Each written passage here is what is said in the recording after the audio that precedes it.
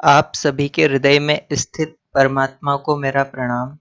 हम श्रीमद् भगवद गीता के हर एक अध्याय को सरल एवं आसान हिंदी में बताएंगे।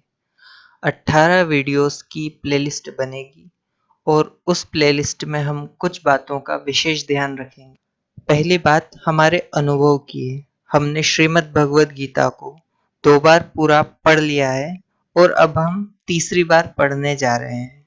जितनी भी गहराई और स्पष्टता से हमें यह अमूल्य ज्ञान समझ आया है, उस संपूर्ण ज्ञान को हम सरल एवं स्पष्ट तरीके से आप तक पहुंचाने का पूर्ण प्रयास करेंगे। दूसरी बात, यह 18 अध्याय के वीडियोस की प्लेलिस्ट हम टीनेजर्स के हिसाब की भी बनेगी। मतलब यह कि हम किसी भी वीडियो में अनावश्यक एक्सप्लेनेशन नहीं देंगे, ना ही हम सरल सी बात को लंबा खींचेंगे। तीसरी बात, भाषा का उपयोग अत्यधिक सरल शब्दों के साथ किया जाएगा, जिससे वह सामान्य जन, कम पढ़े लिखे या हिंदी की अच्छी प्रकार से जानकारी नहीं रखने वालों को भी समझ आ सके। चौथी बात, किसी भी अध्याय के वीडियो में हम कोई इंट्रोडक्शन नहीं देंगे, ना ही पिछले वाले अध्याय का रिकेप करेंगे। पांचवी बात, अगर आपको जरा भी लगे कि आपको कोई सलाह देनी है या कुछ पसंद या समझ नहीं आया, तो आप प्रॉपर रीजन के साथ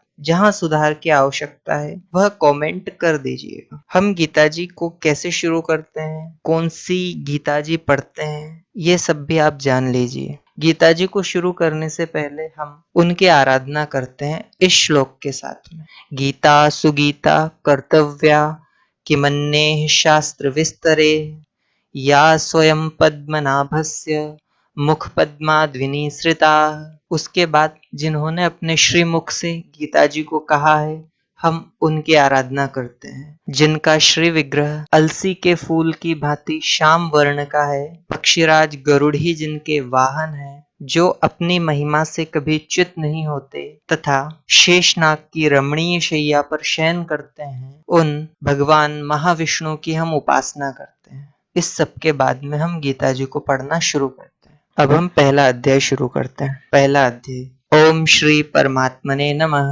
पहले अध्याय की शुरुआत होती है संजय और धृतराष्ट्र की बातचीत से।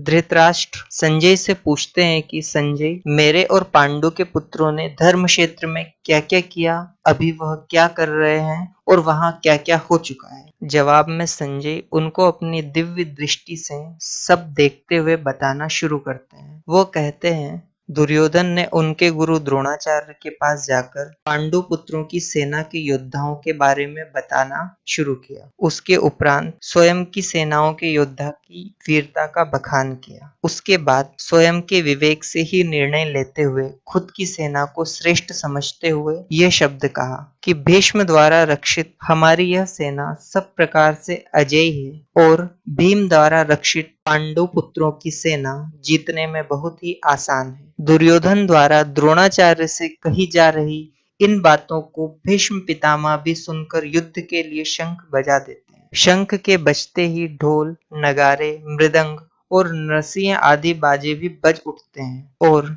वह आवाज बहुत भयंकर होती है।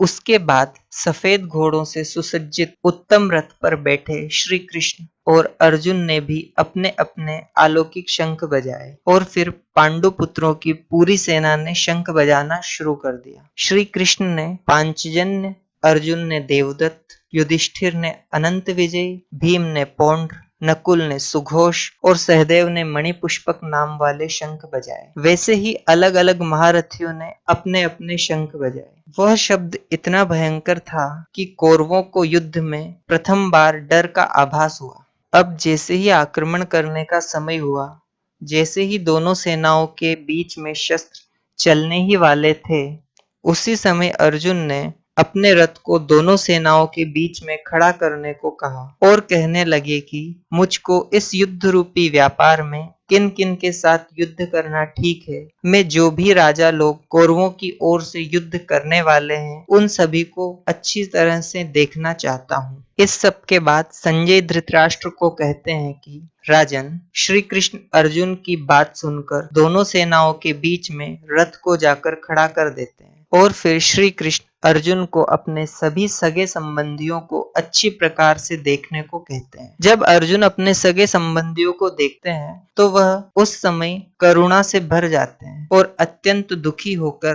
कहते हैं, हे कृष्ण, मैं अपने ही लोगों को युद्ध के लिए सामने खड़ा देखकर स्वयं को अत्यंत कमजोर महसूस कर रहा हूँ। मेरा मुंह भी सूखता जा रहा है और मेरा शरीर भी पूरा कांप रहा है तथा मेरे रोंगटे भी खड़े हो रहे हैं। मेरे हाथ से मेरा गांडीव धनुष गिर रहा है और मेरी त्वचा भी बहुत जल रही है। मेरा मन भी भ्रमित हो रहा है।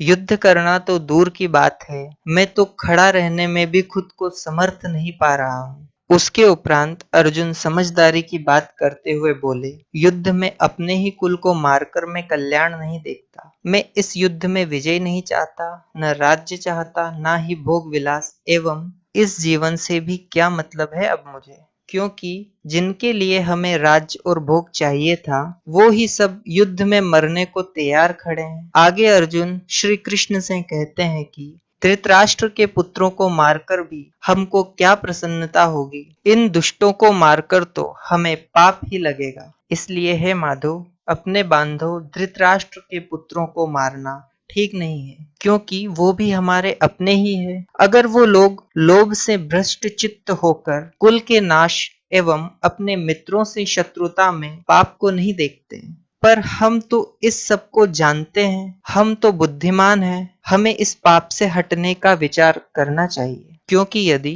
कुल का नाश हो गया तो सदियों से चला आ रहा कुल धर्म भी नष्ट हो जाएगा। फिर कुल को पाप भी बहुत दबा लेगा। जब पाप बहुत अधिक बढ़ जाएगा तो कुल की स्त्रियां दूषित हो जाएगी। स्त्रियों के दूषित हो जाने पर वर्ण संकर उत्पन्न होता है और वर्ण संकर तो पूरे कुल को नरक में ले जाने के लिए ही होता है। फिर पिंड आदि के लोप हो जाने से इसके पितर लोग भी बहुत गिर जाते हैं और ऐसे लोगों का अनंत काल तक नरक में वास होता है, ऐसा हमने सुना है। और अंत में अर्जुन कहते हैं, कितने दुख की बात है कि हम लोग इतने समझदार होते हुए भी राज्य और सुख के लोभ में इतने अंधे होकर महान पाप को करने के लिए उद्धत हैं। यदि मुझ बिना शस्त्र वाले अर्जुन को धृतराष्ट्र के पुत्र शस्त्र लेकर मार भी डाले तो वह मरना भी मेरे लिए कल्याणकारक होगा। उसके बाद संजय कहते हैं कि रणभूमि कुरुक्षेत्र में दुख से व्याकुल अर्जुन ने बाणों सहित धनुष को त्याग कर रथ के पिछले भाग में बैठ गए। ओम तत्सदिति श्रीमद्भगवद गीता सोपनिषत्सु ब्रह्म विद्यायाम योग शास्त्रे श्री कृष्ण अर्जुन संवादे अर्जुन विषाद योगो नाम प्रथमो अध्याय। नारायण हरि।